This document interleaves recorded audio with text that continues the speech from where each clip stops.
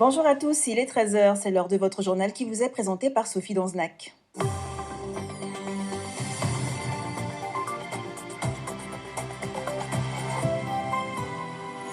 Les championnats de Guyane de taekwondo ont eu lieu ce week-end. Naya Bagadi Golini, en catégorie junior, n'a pas pu combattre faute d'adversaire féminine. En revanche, sélectionnée en équipe de France, elle part mercredi en Bulgarie pour consolider sa place parmi les meilleures. Elle est notre invitée. Bonjour. Bonjour. Alors, vous venez de passer en junior 1, vous continuez d'être une des meilleures combattantes au niveau national. D'ailleurs, à cause de cela, vous n'avez pas pu combattre samedi au championnat de Guyane car pas d'adversaire féminine dans votre catégorie. Vous restez tout de même proche du monde du taekwondo en guyanais. Rappelez-nous, depuis quand vous pratiquez cet art martial, le taekwondo? Je pratique le taekwondo depuis que j'ai 6 ans. Et donc, pourquoi est-ce que vous avez choisi cette discipline? J'ai choisi cette discipline car on est vraiment comme une grande famille, même si parfois on peut avoir quelques différends entre nous, mais on est toujours là l'un pour les autres à se soutenir. Mais c'est quand même un art martial qui redonne des coups de pied, des poings-pieds. Expliquez-nous Oui. un petit peu ce qui vous attire. Ce qui m'attire, c'est beaucoup le combat, comme Mhm. vous pouvez le voir, parce que dans le taekwondo, soit nous pouvons faire du pumse, tout ce qui est traditionnel comme les katas au judo, ou tout ce qui est la partie combat, ma partie préférée.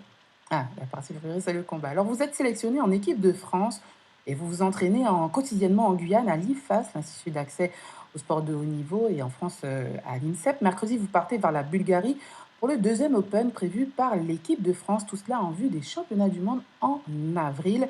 Comment est-ce que vous vous préparez du coup quand vous n'avez pas de combat comme cela? Généralement, quand j'ai pas de combat ici en Guyane, comment Mhm, je me oui, prépare?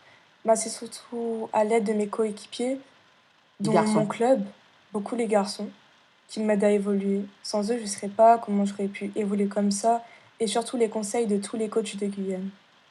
Et donc, vous êtes resté éloigné des tatamis pendant 9 mois pour cause de blessures graves au genou, puis opération. Comment est-ce qu'on revient d'une telle épreuve? Pour revenir d'une telle épreuve, je dirais qu'il faut beaucoup travailler et avoir foi en ce que l'on fait. Car quand on aime ce que l'on fait, on le fait bien. Et vous êtes donc revenu bien sportivement puisque vous avez eu une médaille de bronze au championnat d'Europe en novembre, au championnat de France espoir, moins de 21 en janvier. Vous avez été même sélectionné en équipe de France. Il n'y a pas que du travail, il y a quand même aussi l'entourage. Comment est-ce que vous faites? Puisque vous voyagez souvent. Où est-ce que vous tenez cette détermination? Je dirais que c'est tient cette détermination, de moi, de mon entourage, qui me pousse à toujours de faire de mon mieux. Car l'entourage est très important dans la vie d'un Mais il y a beaucoup de sportif. concurrence quand même, parce que vous êtes sélectionné en équipe de France, il faut faire mieux que les autres. À quoi ça tient en fait au taekwondo? En fait, au taekwondo, on se tient à un ranking. C'est celui qui fait le plus de médailles dans l'année et celui qui remporte, les autres Français qui remportent.